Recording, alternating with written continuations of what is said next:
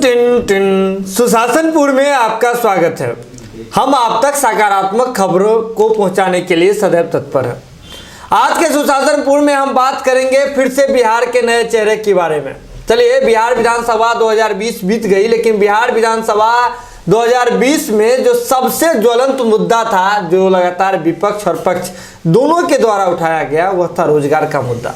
और सरकार बनने के साथ साथ नीतीश कुमार के हाथों में ये जिम्मेदारी आ गई कि किस तरह से वे इस मुद्दे को, जो चुनावी मुद्दा था, उसे या तो जुमला ही छोड़ दें या फिर इस पर काम करके एक बार फिर से जो है अपनी छवि को सुधार लें और अपना जो है एक सशक्त जो छवि है वो लोगों के बीच जनता को स्पष्ट संदेश दें कि किस तरह से वो नीतीश कुमार अपने किए हुए वादों को निभाने के लिए जाने जाते हैं।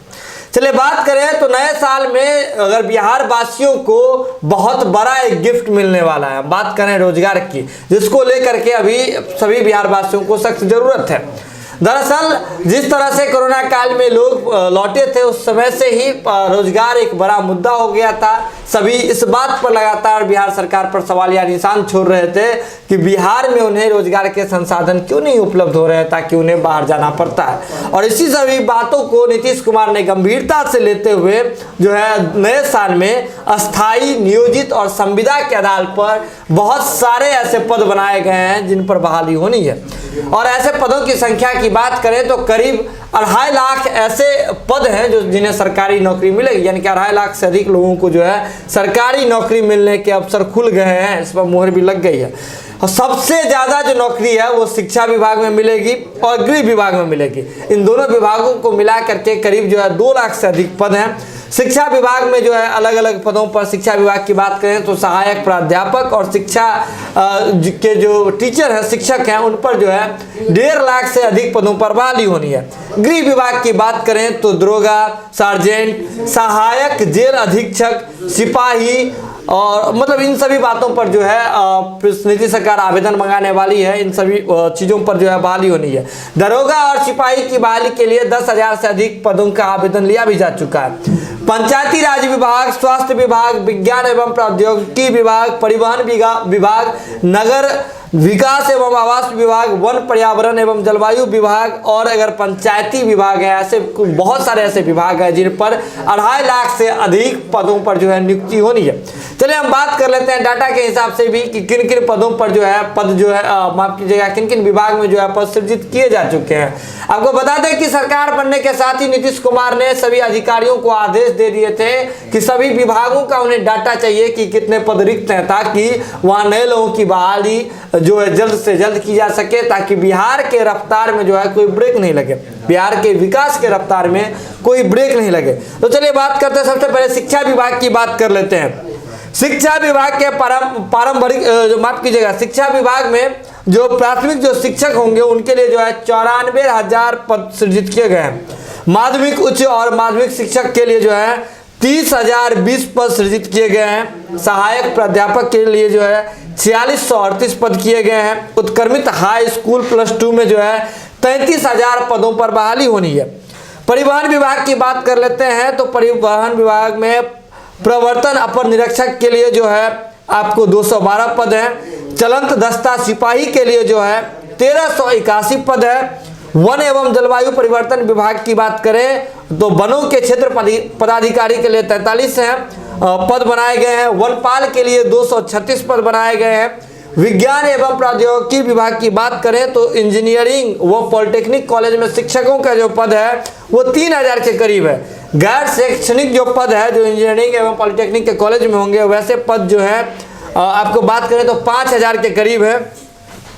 बिहार लोक सेवा आयोग की जो 64वीं, 65वीं एवं 66वीं जो होगी, उसके लिए जो पद जो बनाए गए हैं वो आपको 1393 पद है।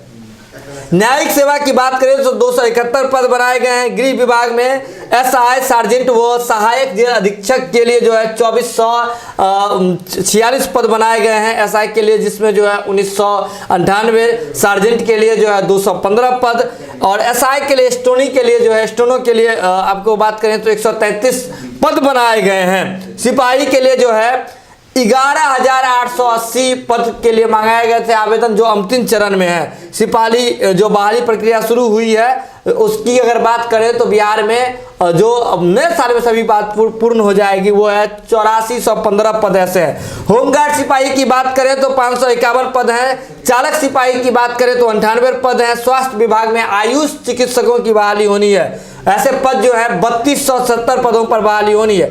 नर्स के लिए जो बात करें तो 10,000 पद ऐसे नर्स के लिए सृजित किए गए हैं जो संभावित हैं। पंचायती राज विभाग की बात करें तो अंकेक्षक यानी कि हम बात कर रहे हैं जो ऑडिटर होते हैं उनके लिए अगर बात करें तो 589 पद बनाए गए हैं। प्रखंड पंचायत राज पदाधिकारी के लिए जो है 477 पद बनाए गए हैं।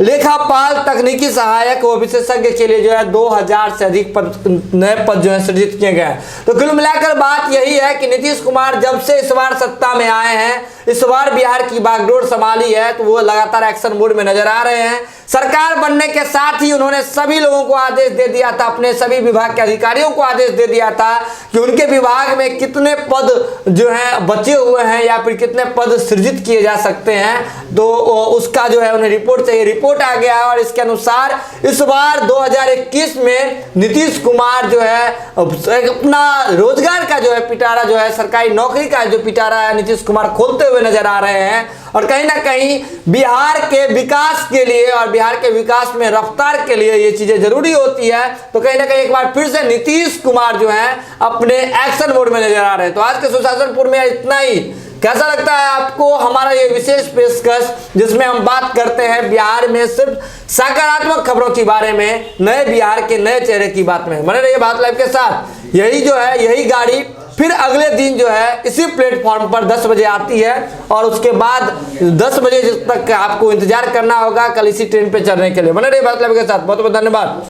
अगर ये वीडियो पसंद आई और वह बिहार के राजनीति और बिहारियत से सरोकार रखेनी तो सब्सक्राइब बटन दबा के चैनल के सब्सक्राइब कर ली। ओजे एगो घंटी बा, ओकरा बटन दबा देला से कुल सटीक और मारक खबर रुआ मुफ्त में मिल जाई।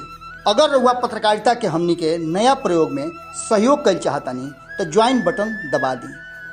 पेटीएम नंबर नोट कर ली 9386816700। धन्यवाद।